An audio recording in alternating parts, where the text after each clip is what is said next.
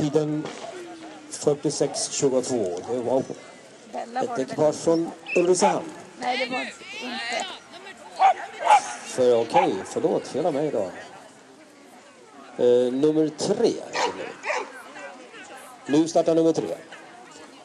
Skugga med Elin Holmros från Stockholm. Innan dess var det då Tintin. Jag har inga strykningar på mitt blad här så att jag får bara upp för att starta. Oj, nej, vad synd. 5. Ja, kör.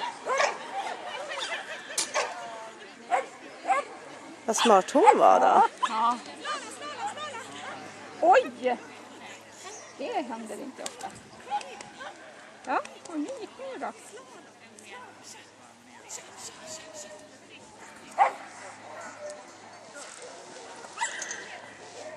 Bra. Bra!